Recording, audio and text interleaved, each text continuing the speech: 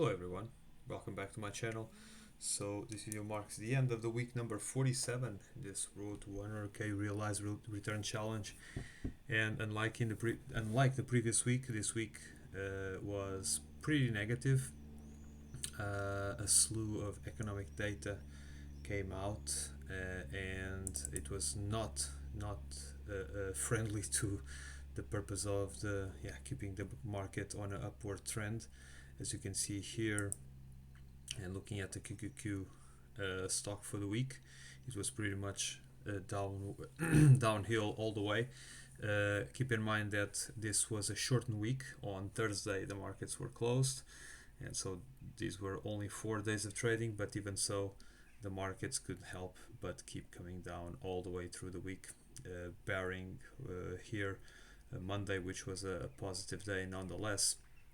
And so the reason, for the most part, besides the economic, the geopolitical tensions that are going on with the situation between Israel and Iran, as you can see here on Monday, this Empire State Manufacturing Service survey came pretty much more negative than what was expected, and even also a long way from the previous reading, the previous month. This was a big one. U.S. retail sales also came, and also the retail sales minus autos also came below what was expected. Even though, of course, this import price index came very close to what was already expected, but still industrial production as well came below the expected. And here, even though here the housing permits and the housing starts came a little bit below what was expected, that's still a bad sign. Jobless claims came pretty much in line with what was expected, even though of course it was positive that it was less than in the previous month. We have the Fed Chairman Powell announcing his decision on interest rates, so to stay steady, and of course full of warning signs to see what's going to be the impact of tariffs moving forward, whether they will come about, and what impact they will have on inflation and on the economic environment of the United States. And so they decided to wait and see what will be the impacts, so before they can take any actions. It's a legitimate decision. There's a lot of uncertainty, and they prefer to hold the finger off the trigger, to keep the finger off the trigger, and only act when it's really obvious that the economy is underperforming and the inflation is soft enough to warrant an interest rate cut. This was also a big one, the Philadelphia Fed Manufacturing Service. It also came in line with the previous reading, 4%, but went way below the expected value. And so, as you can see here, this was also something that was instrumental for the fall of the markets yesterday.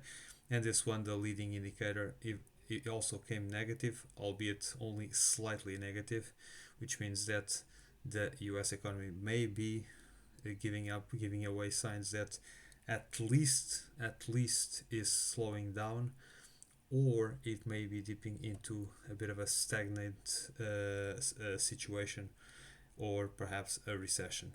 But as Fed Chairman Jerome Powell said, we will have to wait and see what's going to happen when it comes to new economic developments, in order to assess whether we should take any action, or they should take any action or not.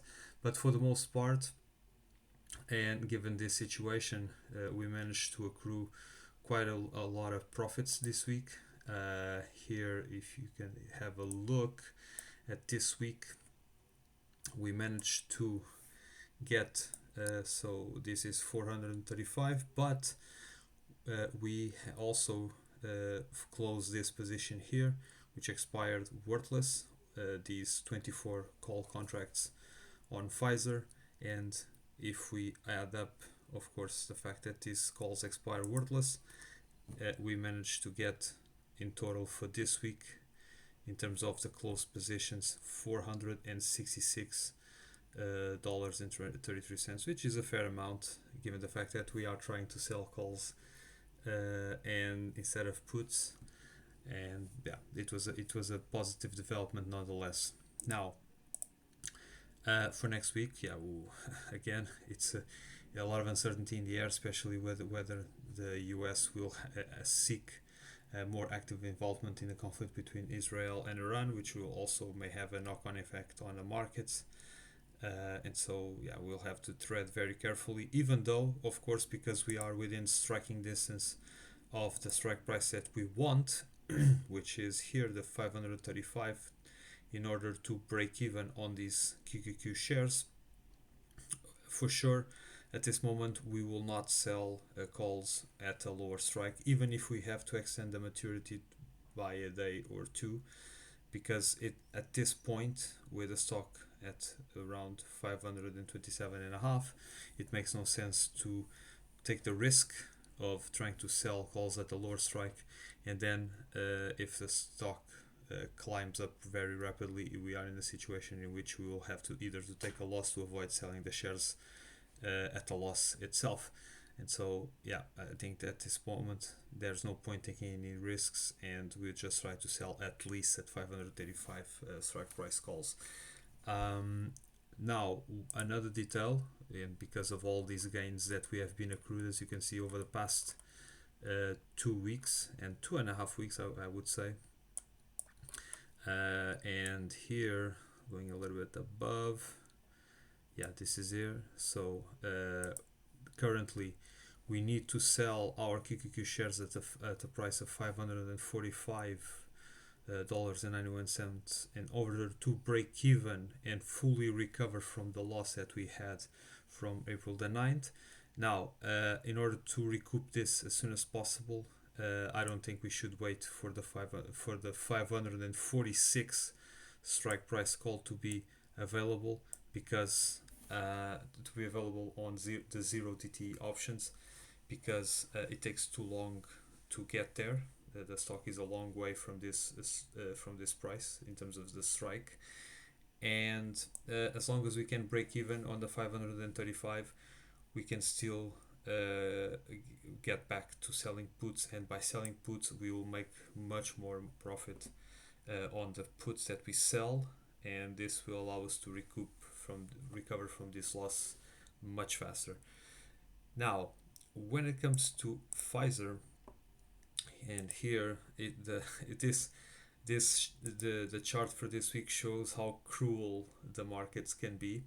And if you look here, if you recall, the week before the previous one, so on week 45, I mentioned that on the following week I would sell those 24 call contracts with a strike price of 24 and a half, because there seemed to be some sort of resistance here around the 24.5 strike price, which is right here.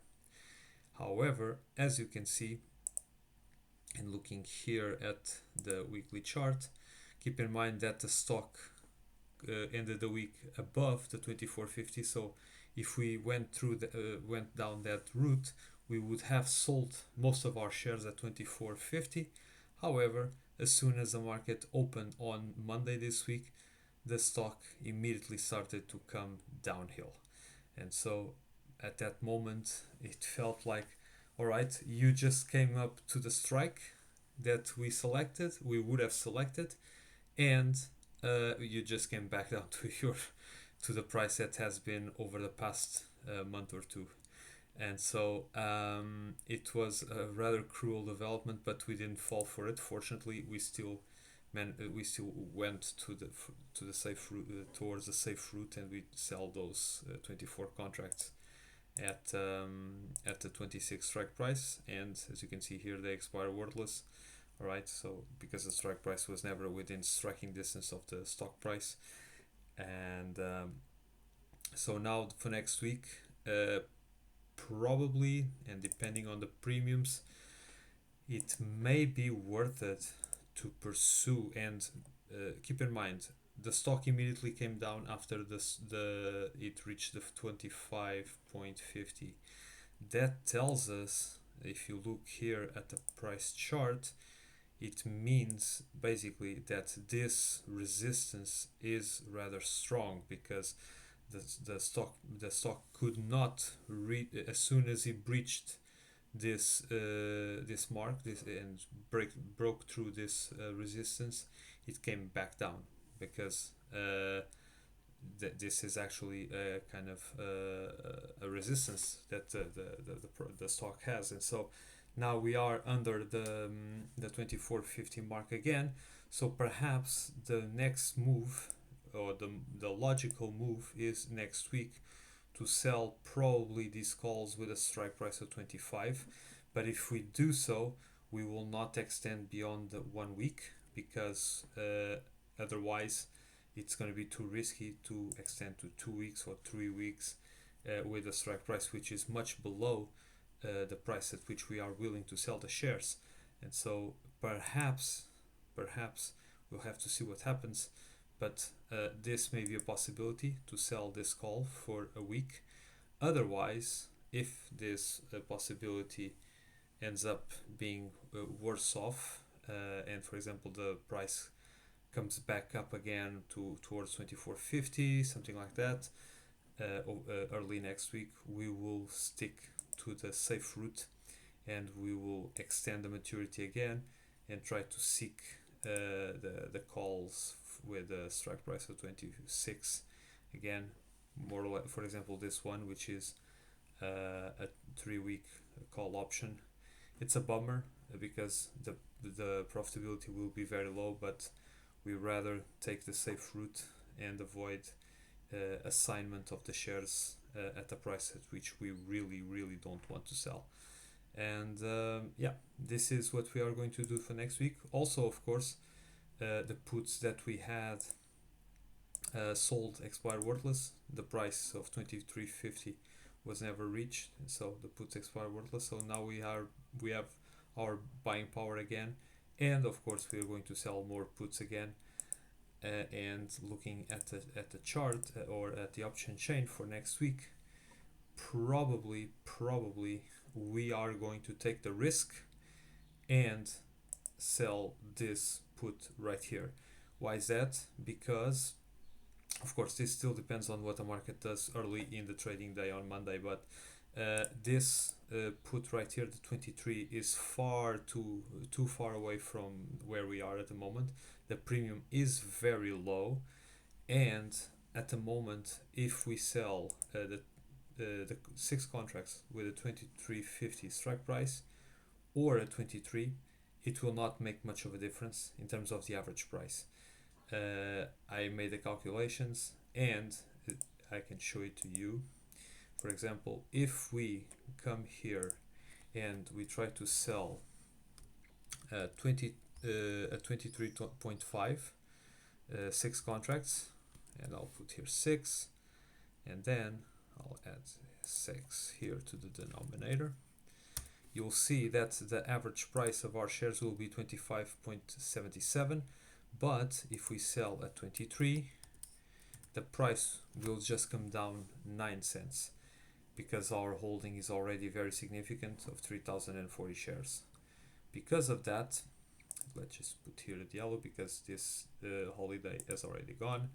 But again, it doesn't make much of a difference to sell one or the other. Because of that, we might as well maximize the premium that we get, as well as the chances that we will be assigned, because by having an average price of 25.77, then it makes us very much certain that selling the calls at 26 will still come out ahead with a profit. And so this is going to be for sure, or almost certainly, the calls that we will sell next. Of course, only for a week. We still have a 81% market implied probability of expiring worthless. So I think these are pretty good odds for us. and I think most likely this will be the puts that we are going to solve for next week. But for the time being, this is all. Feel free to leave your comments in the comment section below. Any questions you may have, feel free to also to DM me on LinkedIn, and of course feel free to like the video and subscribe to the channel. And we will reconvene on Monday to start the week number 48 in this challenge, and I'll see you there.